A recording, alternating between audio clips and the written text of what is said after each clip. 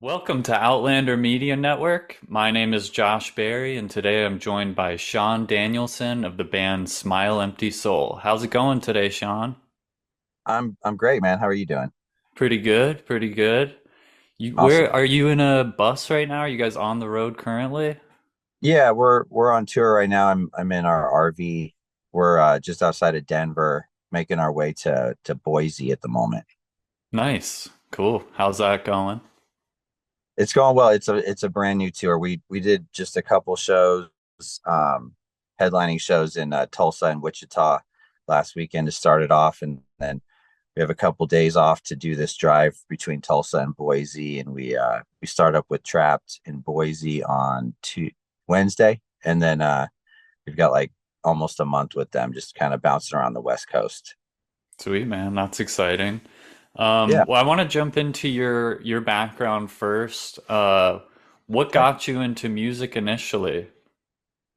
Um, well, my family was musical, so I just kind of grew up around it. My dad um, was a guitar player. My mom was a singer. They were actually in a band together in like high school. Oh, Um, cool. so I was just kind of always around music. My dad has always run his own recording studio out of his garage, and my mom always sang. So I appreciated it from a young age, and was exposed to it, and picked up the piano a little bit when I was like 9, um, and then picked up the guitar around 10, and then just it's just always been a part of my life. That's awesome. What kind of like musical influences did your parents instill upon you, like growing up? What kind of music were they listening to? Um, my dad was always listening to like Peter Gabriel and Oingo Boingo and King King Crimson, yes, lot of that kind of scene. And then my mom was mostly listening to Christian music as I was growing up. Um, but at a young age, hanging out with my dad, we kind of discovered the grunge scene, Stone Temple Pilots and Alice in Chains, Nirvana, Soundgarden, that whole crew, and both liked that scene, and that was really my first like finding my own kind of genre that I liked, and really really getting into it. Yeah, that's super cool. One thing I like to ask people about is like there's a difference between a player and a writer, right? A lot of people play music and that's awesome, and not as many write music. You're a writer, you write all or most of your own music, and yeah, Yeah. just wanted to know more about like how did you kind of recognize when did you recognize that you're more of a writer and you enjoy that and have a talent for it? It was pretty right away. I had picked up the guitar. um I started on piano and then picked up the guitar, and pretty quickly found power chords, and then just started figuring out, you know, bands, songs by ear using power chords. And I mean, I pretty quickly learned that like there wasn't a lot of rocket science going into these chord progressions that these huge bands were using. So I started, rearranging chords and writing my own stuff from a very young age, like pretty much right away. And of course, they're terrible songs. Like start here, and then you just learn and learn and learn as you do it, and I developed it over the years, but it started pretty right away, so at a very young age.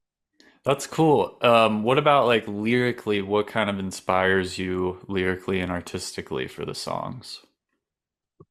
Um, I mean, I would say my lyrical style is mostly like addressing the human experience and struggle, things that we all have to deal with, um, in this world and in this life.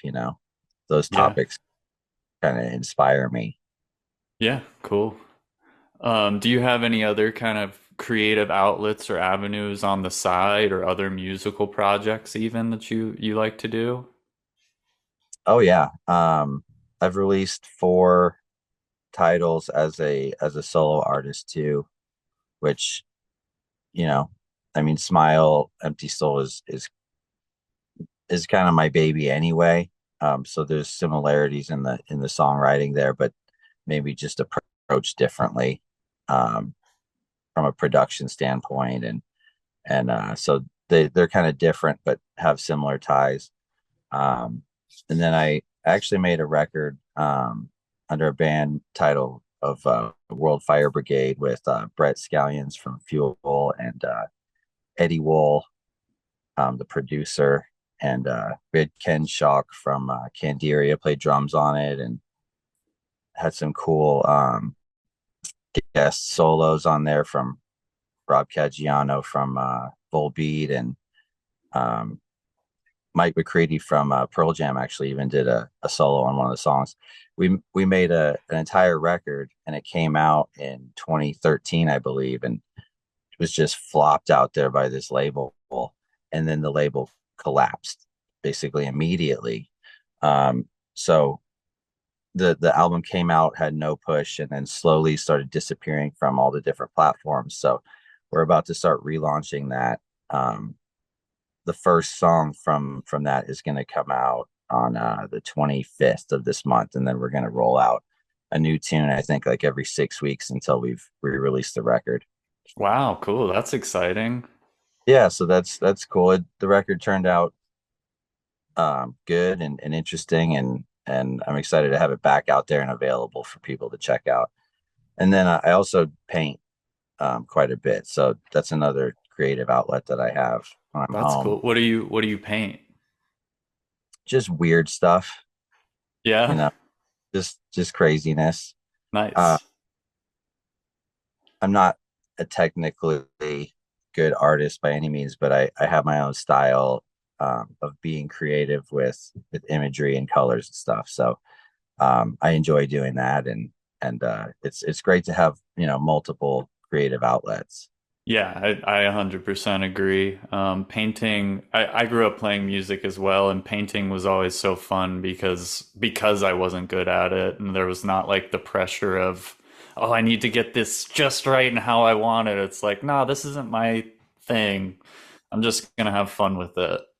Yeah, and it's amazing too because there's just no rules. I mean, you've got a blank canvas, and you've got all these colors and all these different ways to put color on the canvas, and you just do what you want to do. It's a freeing, fun outlet. Totally, 100%. I want to ask you obviously about Smile Empty Soul too. How'd you guys get started and when and what's the story with that? Um, I guess we technically started in '98, in Santa Clarita, California, which is just like a bedroom community to LA. It's in LA County, and we were teenagers, and um, we started by playing the Hollywood club scene, and making crappy demos and handing them out for free in front of other people's shows down in Hollywood, and um, attempted to build a name. Ended up getting a demo tape to a producer that was interested in working with us. Worked with him. He got us our first record deal with Lava Atlantic in 2002. Released our first record in 2003, and then we've just been kind of doing it ever since. Yeah, so talk about that first record a little bit. It was your self-titled one, and a big song was on that, Bottom of the Bottle. What were you guys ready for the impact that was going to have on your career? I mean, no, definitely not, because um, we were young, super young. Um, I just turned 21 when the song came out, and we hit the road on our first tour. Um, I mean, we hoped that the song would do well, but we weren't ready for what it would mean when it did. So pretty crazy, a lot of crazy experiences. Um, Learned a lot, and still to this day, that first record and the push that we got from a major record company um, gave us the fan base that we still utilize to this day to have a career. Yeah, that's incredible. What about how crazy was it? Like you said you were 21. I mean, that's probably the best time for something like that to happen, right? You can kind of live a little wild.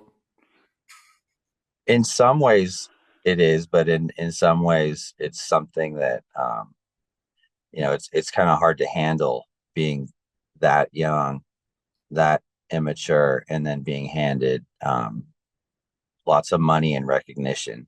You know, Mm, it's it was too much for me for sure. I mean, I kind of became a little bit of a mess, for a while. Luckily, I figured it out, and in '07 I quit drinking and drugging and rebuilt my business essentially. Um, awesome. but yeah, it was a lot to handle. There were a lot of good times and a lot of bad times, and it was definitely an adventure though. Yeah, for sure, for sure. And I was looking at kind of your release schedule too since you guys started in 98, and it's been you guys are like putting something out and or touring the whole time. Oh yeah, That's definitely. crazy. Like just grinding it out like that. I mean, how do you keep up with it? I mean, I don't know, it's definitely been 21 plus years of constant work. Um, but it is my only job, so I've been able to hyper focus on it and just keep it rolling. Um, but it has been a crazy ride, yeah. A lot of albums, a lot of music, a lot of tours, um, for a very prolonged period of time. Yeah, for sure. Do you ever think about what you would do if you weren't doing this? Oh, definitely. Yeah, I mean, I don't really know the answer to that question, but it's an interesting thing to think about. I don't have a lot of other skill sets. I've developed skill sets through this, having to um, take on many hats and learn different parts of the industry and business in general and everything. But there's not a lot of other industries I could see myself in. Well, sounds like you wound up in the right spot. In some ways, yeah, yeah. It's the industry can be awful in some aspects, um, but it's there are cool aspects too. So it's definitely give and take. Yeah, for sure. Well, you guys just put out a new single, We All Fall Down, like 2 weeks ago or so, right? How's that going? Good. I mean, we don't have um, we haven't had push from a major label in so long. Um, when we release stuff, it's like we release it, our fans go after it, and then it slowly just trickles out and reaches people, and we do well enough for us without the expectation of having hit songs or massive success or anything like that. We just kind of do our thing and grind, and these songs are doing just what all of our songs typically do when we release them. Um, but it's great to just continue to release new music and keep the nose to the grindstone. Yeah. Can you talk about the writing and recording process for the song and what it means to you?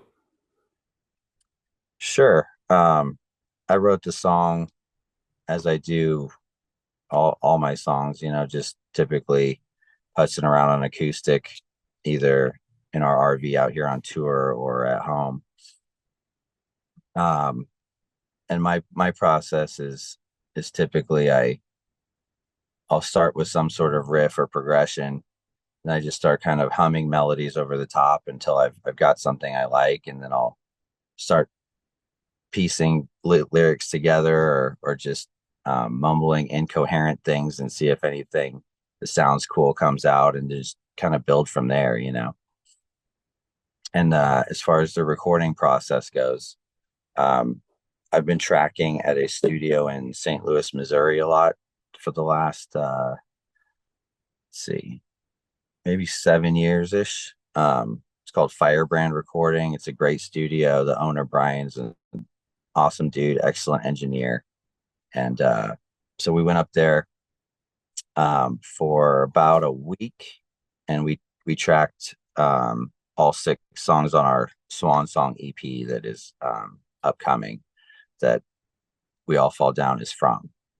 So we go up there, stay there for a week, and just bash it out. You know, get in there and record everything together to a click, and then keep only the drums, the takes that we like the most, obviously, and then start building from there. Lay down the guitar, bass, ear candy, vocals, harmonies, and anything else we want from there. So we did it in about a week. It's always a great time at that studio. We love the experience. It was fun. Cool. And what about what the song kind of means to you lyrically? Well, I mean, it's just about, we all take our lumps in this life, and it's all about how you handle that and bounce back from it. I think it's a pretty universal theme that most people can relate to. Yeah, totally. And you mentioned it's coming up on the EP, which is coming out later this year, Swan Song. Do you have a date for that, or where are you at in the process with that one? We don't have a date yet set, but we've already released half of it, just one single at a time. In this day and age, as you know, the music industry is just ever evolving, and the way it stands now, the best way for an artist to release music and get the biggest bang for their buck and their effort, is to release smaller batches of songs at a time, like an EP rather than an album, and to even release almost all of it one song at a time, so that each song gets the eyes of the fan base and the attention of the fan base for at least a little bit, a few weeks, you know. Hmm. So we've released 3 of the 4. We've got the fourth one, or 3 of the 6. I'm sorry. We've got the fourth one coming out on November 15th. It's called Broken Wings. Then we'll probably release one more in December, and then put out the whole EP um, as an entity, maybe in I'd say January, or yeah, January at this point. Cool. Man, that's super exciting. How stoked are you that this is going to be out soon? Stoked. Yeah. I, I we've put out so much music. It I don't get like crazy stoked. I get, I'm excited, but I'm also pretty jaded at this point too, you know. So I'm definitely stoked. I like the way that the EP turned out. I like the sound. I like the songs. So I'm always happy when people get to hear it, and hope people dig it, you know. Yeah, for sure. So you did a couple shows already on this tour that you're on, and starting in like 2 days, you're on with Trapped for a few weeks, right? Yeah. Do you have any dates or particular shows you're excited about, cities you're stoked to visit again? Um, you know, it'll be interesting to play Hollywood. That's basically our original hometown. Haven't been there in 6 years, so that'll be cool. And that's a headlining show, right? That is a headlining show, yeah. Um, but I'm definitely looking forward to that. Some of the other California shows, that's where I was born and lived for a lot of my life. I haven't been spent much time there in a while. Since Rona, I've only been back there one time, and that was um to a small town that I had to just go to for my grandfather's funeral quickly. So I'm looking forward to um, some of those shows, some hitting up some old haunt restaurants. Um, and then I'm looking forward to at the end of the tour, we do, like some Texas dates, New Orleans. Um, I enjoy New Orleans quite a bit. There's a lot of great food there as well. Oh yeah. New Orleans Um, is always fun. yep, yep. So definitely looking forward to a couple of those and mostly for food. Sweet. Yeah, food is a great reason to be on the road. Keeps you motivated for sure. Yes, it's a Um, what has like have you gotten to play any of these new songs or We All Fall Down on any of the shows so far? um, we've been playing Savior, which is the first song that we released from the Swan Song EP. I think we released that back in June. We've been playing that. These days, back in the day when we had this huge record company push when we would release a song, you could just come out swinging when a new song came out and be playing it and everyone would know it. But in this day and age, as was just telling you, we don't have that kind of a push. And when a new song comes out, it hits a certain number of people, certain level of fan right away, but then kind of slowly trickles to other parts of the fan base over time. And so I don't rush anymore to just because a new song came out to incorporate it in the set list, because you'll get a lot more people that just don't know it. You know what I mean? So I like to give it a little bit more time to sink in, and which is why we're doing Savior as the track from the new material at the moment, because it's been out longer. It's saturated a little bit more. So Yeah, that um, makes a ton of sense. Are they responding to Savior pretty well? yeah, absolutely. People seem to be digging it. Um, and we will incorporate We All Fall Down into the set at some point for sure. But we tour a lot. We do 4 tours a year, and there's plenty of time to start incorporating that once we've let it kind of be out and kick around for a while. Cool. Man, well, I'm excited for you. That's kind of all the topics that I had to cover. Do you have anything else you want to talk about? Nope, I'm good. Cool, man. Well, thanks so much for chatting with us today. It's been great hearing about all the stuff you guys have going on. Thank you to everyone for tuning in, and don't forget to stream We All Fall Down wherever you get your music.